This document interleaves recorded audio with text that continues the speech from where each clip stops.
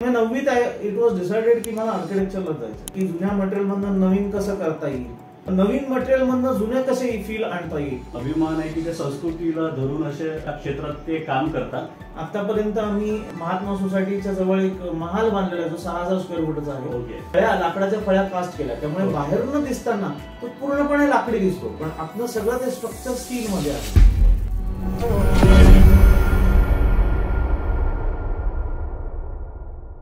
नमस्कार मित्रांनो, मी आशिष सातो कॅम्पेक्स सोल्युशन्स मधून तुमच्यासोबत संवाद साधतोय. आपण एक सिरीज ऑफ इंटरव्ह्यूज कंडक्ट करतोय कॅम्पेक्स सोल्युशन्सच्या वेगवेगळ्या कस्टमर्स बरोबर. आणि आज या सेगमेंटमध्ये आज आमचे एक विशिष्ट असे क्लायंट आहेत, आर्किटेक्ट कौस्तुभ चिवटे सर यांच्या ऑफिसला आज आपण इथे आलेलो आहोत. कौस्तुभ चिवटे सरांबद्दल सांगायचं झालं तर सरांची प्रॅक्टिस ही खूपच युनिक अशी प्रॅक्टिस आहे आर्किटेक्चर या फील्डमध्ये. सर इथिनिक्स डिझाईन्स याच्यामध्ये सरांचं स्पेशलायझेशन्स आहे, त्यालाच आपण मराठीत पारंपरिक वास्तू असं म्हणतो. आणि सर आमचे कस्टमर असल्यामुळे आम्हाला त्यांचा सारखा अभिमान आहे की त्या संस्कृतीला धरून असे या एका वेगळ्या क्षेत्रात ते काम करतात. तर चला आपण सरांबद्दल आणखी माहिती करून घेऊया. सुरुवात करण्याआधी सर आम्हाला तुमच्याबद्दल जाणून घ्यायचं आहे की तुम्ही एका वेगळ्या क्षेत्रात कसं काम करता. तर याच्यामध्ये जेव्हा तुम्ही काम करता तुमच्या बालपणाबद्दल सर आम्हाला सांगा, आम्हाला नक्कीच ते आवडेल.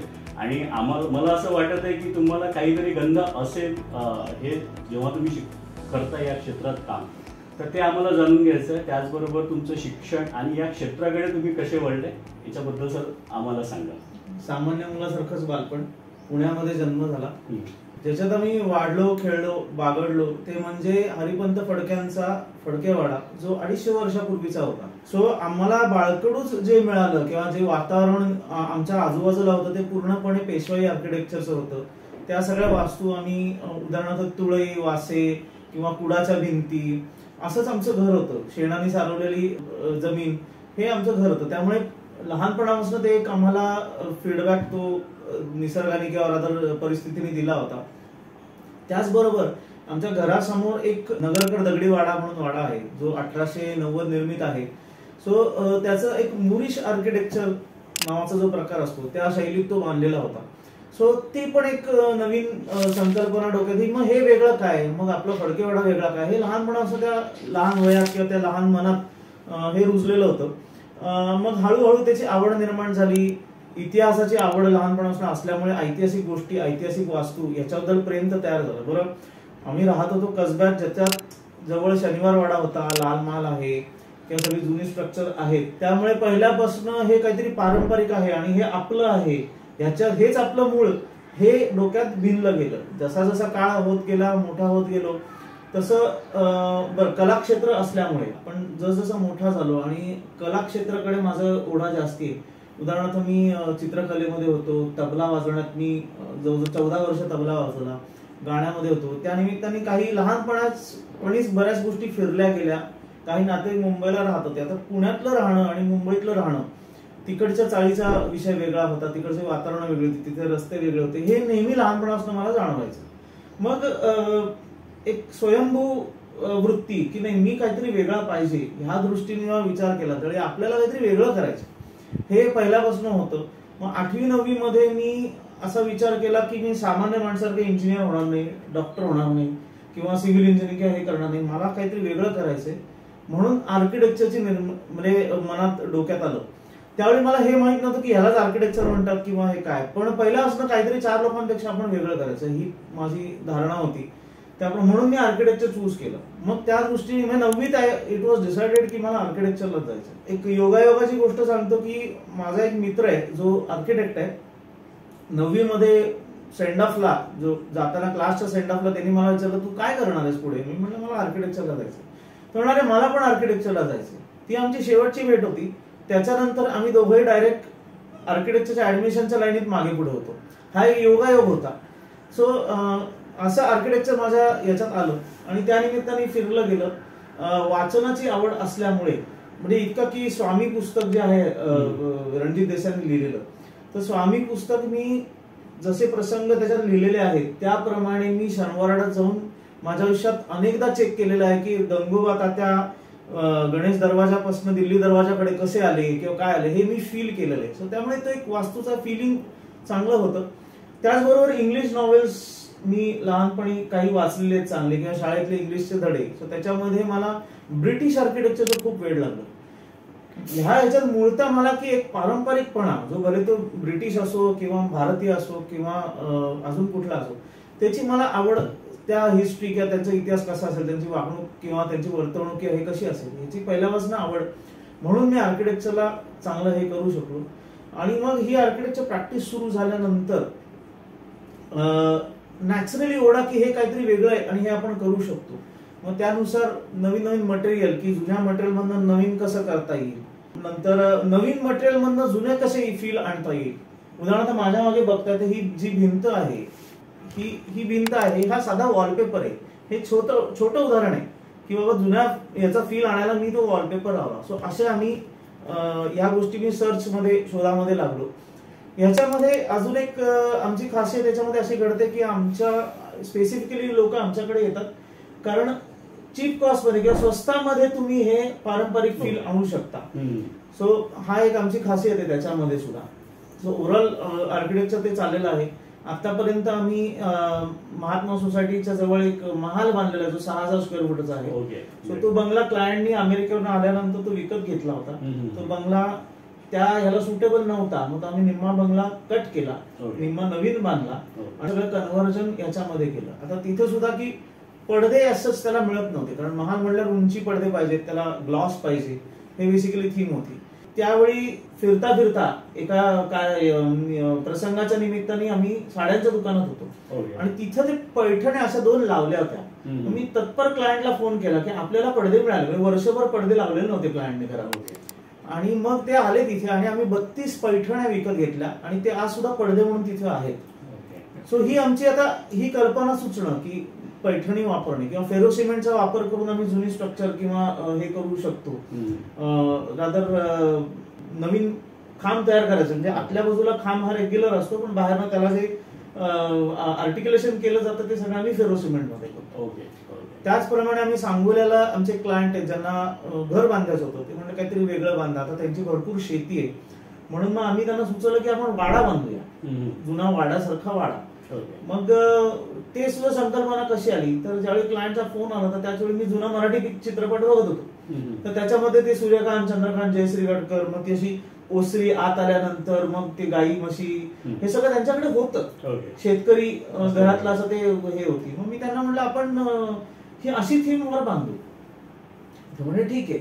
मग आम्ही सगळं डिझाईन केलं, डिझाईन फायनल केलं आणि मग ते लाकूड वगैरे जे लागणार होतं ते लाकूड साधारण 50-1 लाखाचं लाकूड लागणार होतं. पण आम्ही काय केलं की मूळ स्ट्रक्चर कॉलम हा आरसीसीच बांधला, त्याच्या बाजूला तळखड्यासारखे फार्मा तयार करून आम्ही कॉन्क्रीटमध्ये तळखडे तयार केले आणि जे आतनं टॉन्शन उभे केले त्या तळखड्यावर, त्या बीमवर प्लिंथ बसणं आणि त्याच्या चारी बाजूने आपण 9 इंच अर्धा इंच जाडीचे 9 इंच रुंदीचे असे कॉलम फळ्या, लाकडाच्या फळ्या कास्ट केल्या. त्यामुळे बाहेरून दिसताना तो पूर्णपणे लाकडी दिसतो पण आतनं सगळं ते स्ट्रक्चर स्टील मध्ये आहे.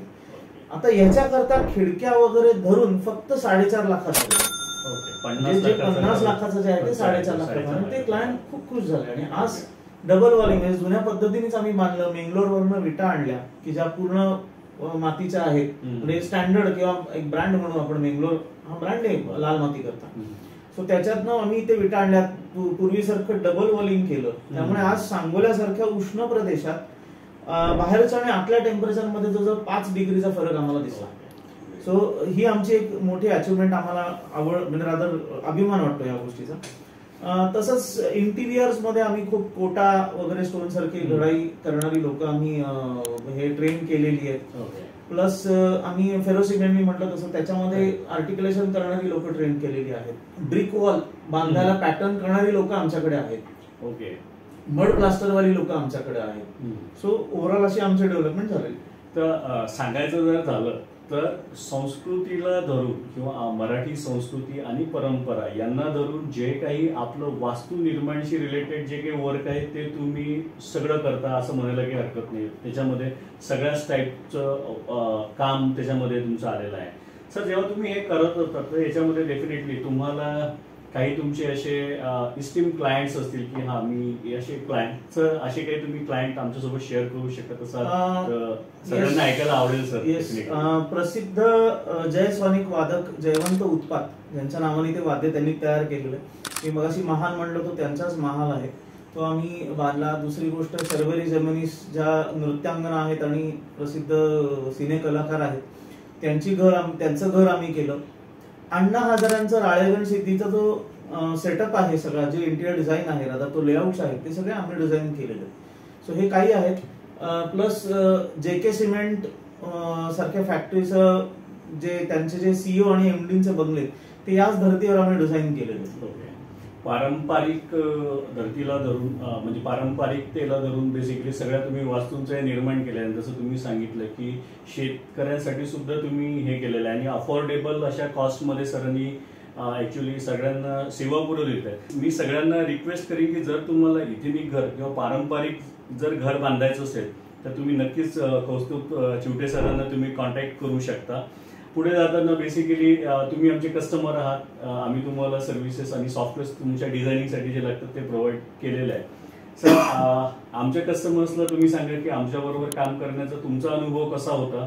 सर तर म्हणजे माझी मैत्री जास्ती झाली. सॉफ्टवेअर हा विषय आता म्हणजे तो आधी इनिशियली होता पण आता ही मैत्री आहे, त्यामुळे त्यांचं रॅपो किंवा त्यांचं कॉन्व्हर्सेशन खूप चांगल्या प्रकारे आणि मैत्रीपूर्ण असतं.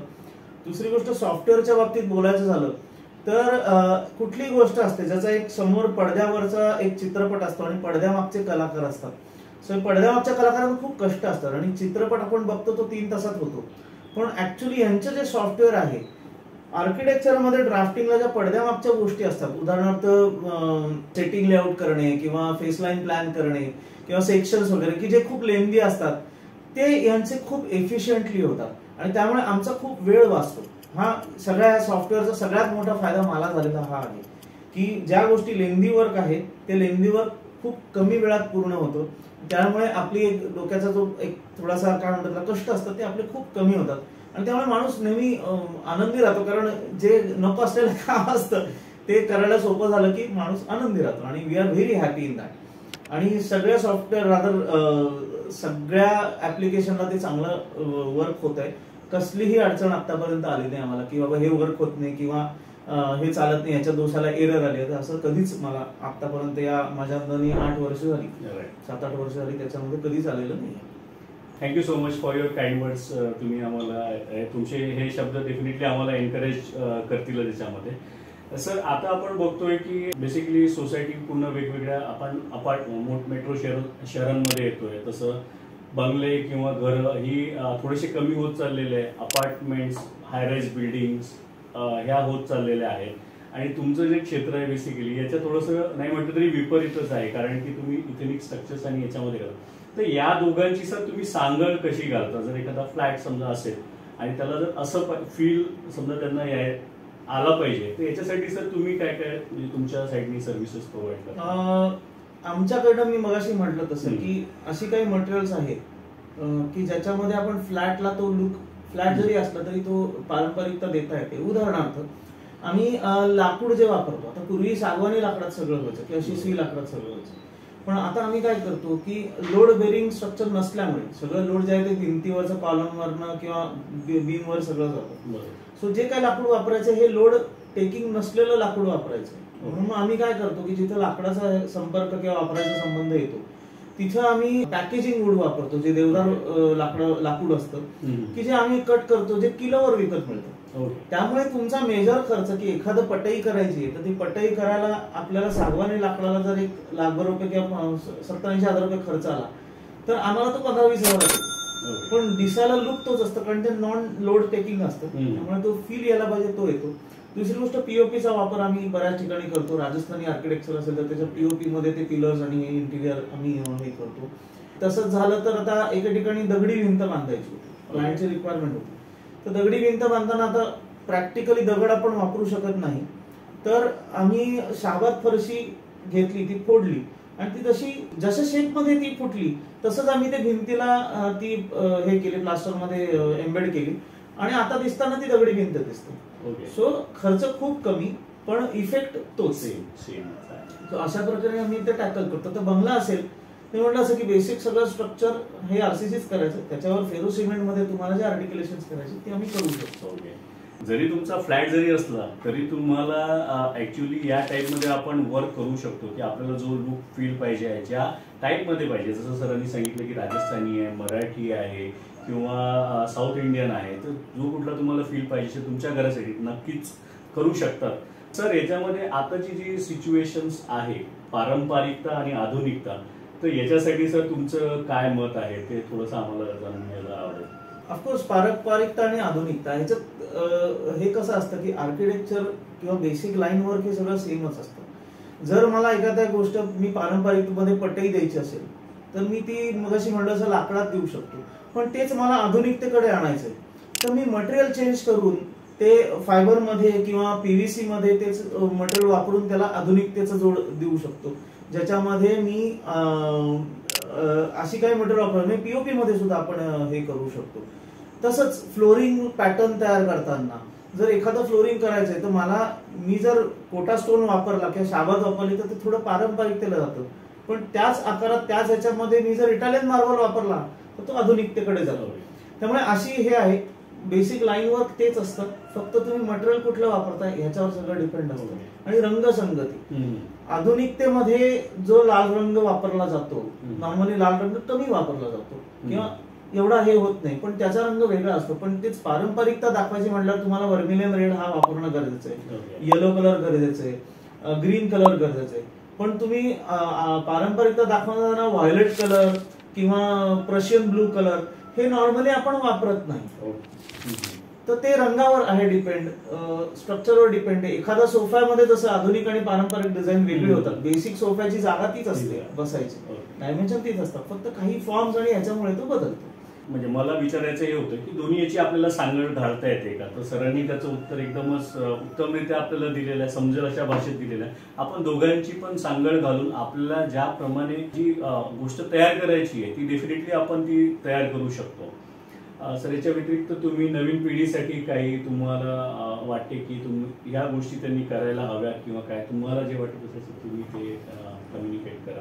बरोबर, मी नवीन पिढी करता म्हणजे नवीन जे इंटेरियर डिझायनर आहेत आणि आर्किटेक्चर जे करतात त्यांच्याकरता मी हे सांगेन की एखादी गोष्ट म्हणजे तुम्ही आयुष्यात शिकताना सुद्धा किंवा शिकून झाल्यानंतर सुद्धा एक बघायचं, जे मी बघितलं की कुठली गोष्ट आपल्याला का आवडते आणि का नाही आवडत ह्याचा मार्ग शोधायला जर प्रयत्न तुम्ही केला तर तुम्हाला डिझाईन मध्ये कुठलाही ऑप्शन द्यायला कधी अडचण होणार नाही. आपण एखादी गोष्ट बघताना त्याच्या मागे काय आहे, त्याची बॅकग्राऊंड काय आहे हे जर बघितलं तर ते पुढच्या गोष्टीचं महत्व आपल्याला कळतं.